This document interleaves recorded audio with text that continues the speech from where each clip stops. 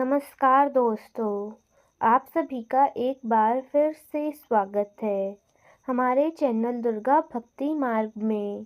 आज मैं आप सभी को सुनाऊंगी करवा चौथ व्रत की तीसरी व्रत कथा। एक समय की बात है, किसी गांव में एक ब्राह्मण परिवार था। उस परिवार में 7 बहुएं थी। 6 बहुओं के मायके वाले बहुत अमीर थे। इसी कारण ससुराल में उनका बड़ा मान था, परंतु छोटी बहू के मायके में कोई न था। वह घर का सारा कामकाज करती थी, सबकी सेवा करती थी, पर कोई भी उससे प्यार नहीं करता। सभी दुत्कारते रहते। तीज त्योहारों पर भी जब उसके मायके से कोई न आता तो वह बहुत दुखी हो जाती थी। हर वर्ष की तरह इस वर्ष भी करवा चौथ का त्योहार आया। अन्य बहुओं के मायके से उनके छोटे भाई करवा लेकर आए, पर छोटी के मायके में यदि कोई होता तो करवा लाता ना। सास भी छोटी बहू को ही खरी खोटी सुनाती रहती थी। वह दुखी होकर घर से निकल पड़ी और जंगल में जाकर रोने लगी। एक नाग ने बहुत देर से उसका रोना सुना। अंत में वह अपने बिल से निकल आया और छोटी बहू से पूछने लगा, हे बेटी, क्या बात है, तुम इतनी देर से यहाँ बैठकर क्यों रो रही हो?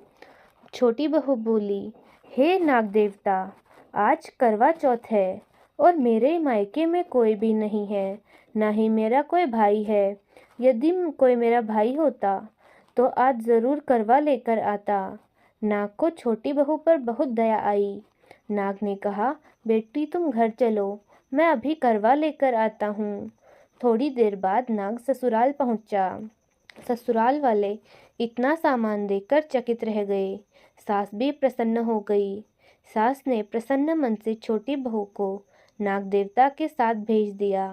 नाग देवता ने छोटी बहू को अपना सारा महल दिखाया और कहा, जितने दिन चाहो आराम से रहो, मन चाहा खाओ, मन चाहा पियो, मन चाहा पहनो, पर एक बात हमेशा याद रखना, सामने रखी नाद कभी मत खोलना।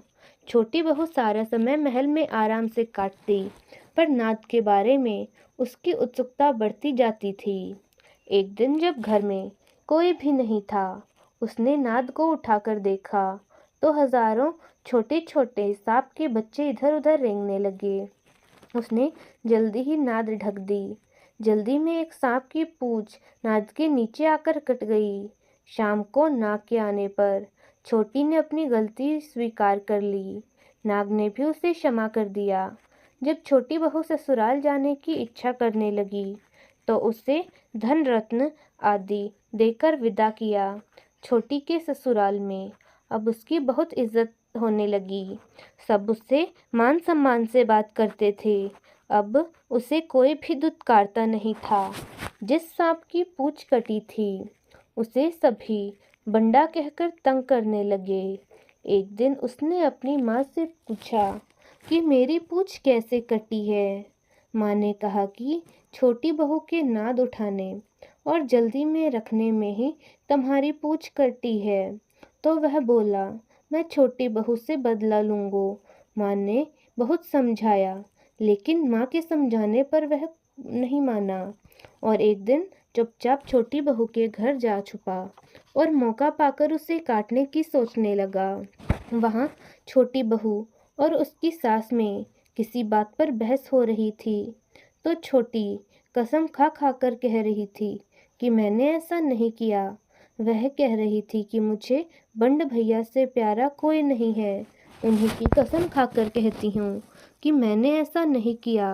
बंडा ने जब यह सुना तो सोचने लगा, जो मुझसे इतना प्यार करती है, मैं उसे ही काटने आया था। मुझसे इतनी बड़ी भूल कैसे हो गई। वह चुपचाप घर चला गया।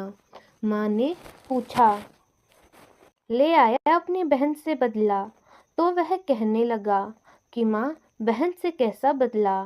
तभी से बंडा भाई व छोटी बहू बहन हुए। वो अपनी माँ से कहने लगा कि माँ, छोटी बहू यानी कि मेरी बहन तो मुझसे बहुत प्यार करती है और आज मैं उसी से बदला लेने गया। मुझसे बहुत बड़ी भूल हो गई, मुझे क्षमा कर दो। उसकी माँ यह बात सुनकर बहुत प्रसन्न हुई और उसे क्षमा कर दिया। तभी से भाई प्रतिवर्ष चौथ के दिन करवा लेकर जाता है। वह बहन बड़े प्यार से करवा चौथ का व्रत धारण करती है। जो भी स्त्री करवा चौथ का व्रत पूरे श्रद्धा भाव से करती है, उसके पति की आयु लंबी होती है। तो दोस्तों, कैसी लगी आपको हमारी आज की यह व्रत कथा? कमेंट्स में ज़रूर बताएं। धन्यवाद।